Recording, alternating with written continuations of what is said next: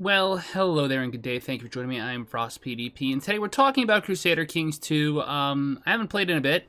I'm hoping to get some more streams of this out soon, but in the meantime, they released a patch. I'll be damned if I can remember the name of the patch, but I'm not just talking about the patch that added featured rulers or that added great wonders. I'm talking about the patch that added in the new tech system, which is something I've wanted for a long time. And back when Holy Fury came out and I wanted to make a video about all the things I want, they're doing it somehow. They knew. They just know. So, first of all, I know they rebalanced tech. I don't remember from this campaign if this is the rebalanced tech or not. Maybe we'll take a look at that if time permits. But what they've done is they've eliminated, for example, shipbuilding, or rather they moved it over here, and they've tied it to nothing too useful, it seems. It's just an economy advance now. Okay, so they merged cities and temples. Interesting. I'm not sure I agree with that decision, just because you can have a city ruler. You can be a republic, and then you might want castles and temples, but whatever, fine. It's actually probably better because it condenses your tech points, assuming they haven't changed too much of the calculations for that, which, to be fair, I could do the math on it if I wanted. I just don't. You know what I mean? Like, I just want to play the game. I know you just want to play the game, probably. This isn't going to be too in-depth of a look at things, but I do want to go over it a little bit. So, infantry is now a tech. It's not just light infantry, heavy infantry. It's just all infantry. You get better at this. So I can imagine this being better shields, better weapons, better formation development, stuff like that. Okay. Cavalry, better stirrups.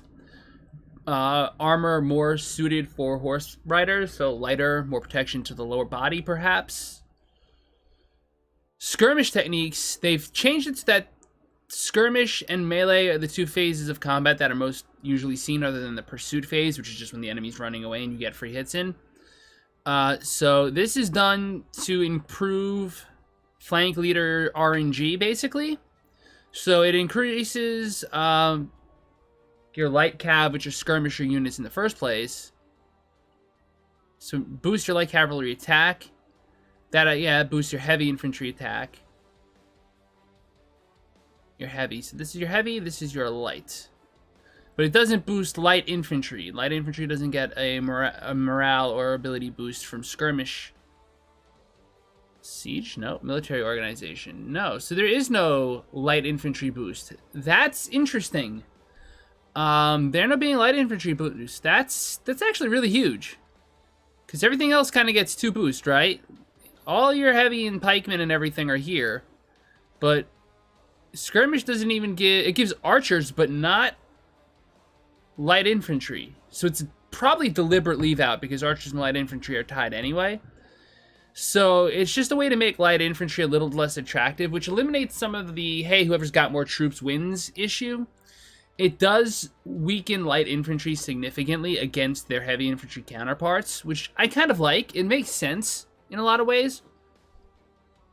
Military organization improves land organization. I'm not sure exactly what that is. I won't lie. That's new. I think it's got to do with moving armies around. Right, Aragon, we've just taken, like, the middle of nowhere.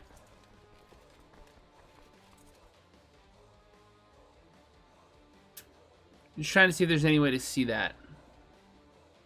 Or at least, maybe its effect. I don't know. I could Google it. Maybe I will, and I'll put it in the description.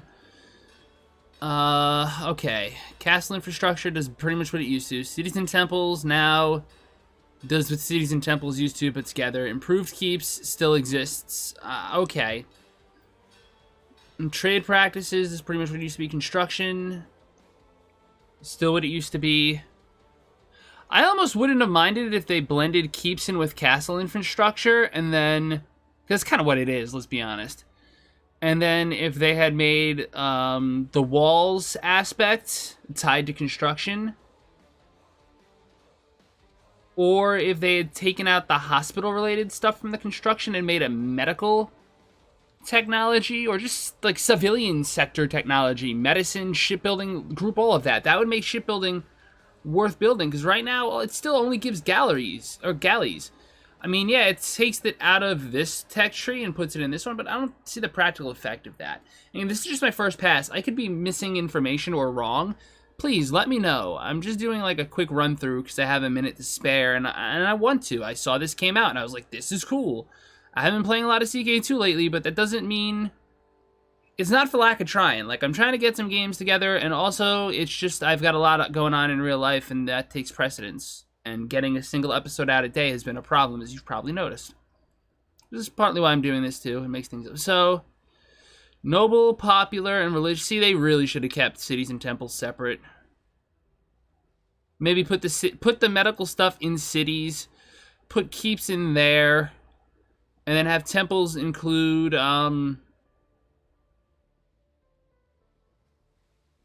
could group cities, trade... and shipbuilding. I don't know. There's a lot you could do with it. You could play with it, you know? Still gives opinion bonuses. Short reign years. But court size. They changed courts, too. That's the other thing they did with this patch, which I'm not looking at in this video. At least not yet. I might make another one real quick and just put these out, like, day after day or something. I don't know. We'll see. Again, really just doing this because I have an opportunity, and I usually haven't had a lot of time. Court. Is there a court button? This is probably where Google and patch notes come more into play, right? I know that's a problem. I can't really change that. Don't care. I feel like if you have this, you really don't need this.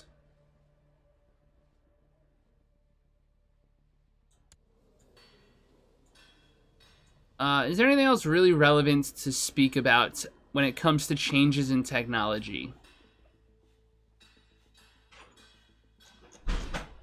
Hey. I don't think there is. Hey, love, I'll be down in a minute. Okay. Well, that tells you if I'm going to get into it this time around or not. You know what I mean? And now she's talking to the kitties. So... really don't like that it's tied to land. I don't. I'm sorry. I just don't.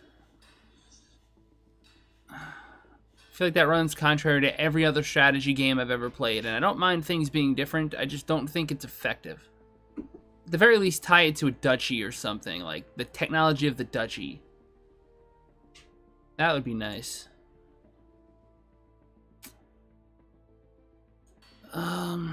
I know, at this point I'm just kind of complaining. Is there any explanation of how tech spread works?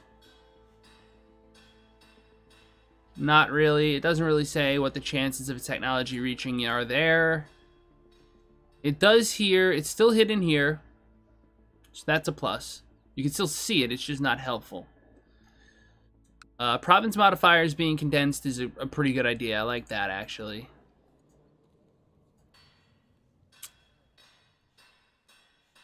Trade post limit seems pretty high, although I have trade practices 4, so that kind of makes sense.